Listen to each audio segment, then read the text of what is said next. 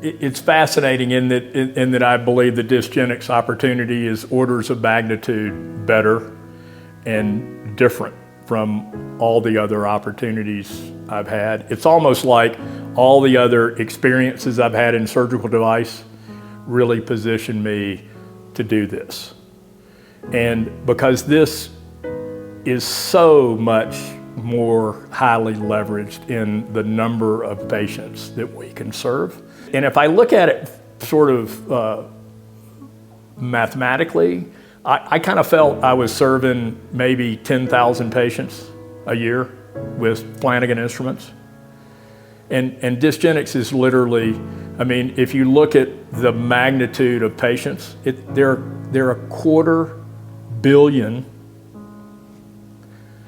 250 million patients that are affected by disc degeneration annually in the world. Obviously, we're not going to be able to serve all those patients, and there are many different classes of patients and segments of that patient population. But it's such an incredibly large market. It is #1 reason for disability worldwide. It is the second biggest reason you visit a doctor. It is the well over $100 billion spend in the US alone. It's a massive, massive opportunity to help people. It's also the #1 reason for non-cancer opioid prescriptions in America. It pales in comparison to anything that I've done in the past in terms of the opportunity to serve a patient population. And you know, it was very interesting because I had the opportunity to basically restart a version of Flanagan instruments. And it would have been kind of the easier thing to do and the thing that had the least amount of risk. And you know, I just was so compelled about the opportunity to serve these patients and I had felt that everything in my life had led to the training and the expertise I'd gained and the experience I'd gained really kept calling me to DiscGenics. It really is the whole notion of being able to do this through an injection as opposed to a surgical procedure. And I mean, that is ultimately the least invasive way that we believe you can truly help a patient population, and we're seeing that in our human data that we've uncovered now at the end of our human trial. We're absolutely on the tip of the spear in terms of technology development in the cell therapy space.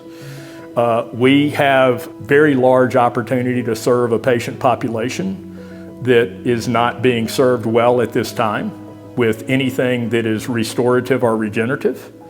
And you know, these patients, they tend to languish in pain, and they're doing palliative care around opioids to weight loss to yoga to steroid injections, and none of it is restoring function. And what you get is this cyclical kind of rock rolling down the hill of degeneration, and it gets to a point where sometimes it will remediate, but other times through these palliative cares.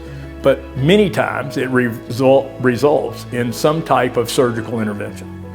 And that surgical intervention, with all due respect to my surgeon colleagues and the people I know in the space, you know, that is tough on the patient, and it sometimes works and a lot of times doesn't work as well. And it takes patients a very long time to recover. My wife has been a recipient of 2 fusions in her neck, and I've seen it firsthand and lived with it. And it does take a long time to recover. We believe that there's just an incredible opportunity through IDCT, injectable discogenic cell therapy, to inject these patients in a treatment room using C-arm as a guidance. And just like we did in the trial, telling the patients to take it easy for about a week and then resume normal activity. And what we are seeing is that within 12 weeks, they have a dramatic reduction in pain and a dramatic reduction in disability as measured by these patient-reported outcomes that we do at various intervals during the trial, and a very nice increase in quality of life, which we measure as well as a patient-recording outcome of what we're seeing. And today we're now seeing this durability last out to 2 years. So today we sit in a tremendous place of opportunity and data that we believe supports this whole notion of a reality to supply a product and commercialize a product that really can restore function. The results we have so far are absolutely inspiring, and really we represent one of the first opportunities to help a very, very large patient population. And this is something that's a little bit different than some of the other cell therapies that have been developed so far around orphan drugs and gene therapies for orphan issues and genetic problems that really have very small patient populations. Whereas we are a cell therapy that we believe can be disruptive to surgery and can be possibly a curative, or at least something that really pushes the whole disease state very positively down the road, maybe even out to 5, 7, 10 years, or even a possible resolution to the degeneration and a restoration of the function, that it totally changes the whole paradigm of spine care. So to me, I mean, if that isn't enough juice to get up in the morning, I don't know of anything that is. And that's really I think for me, that's what drives me every single day.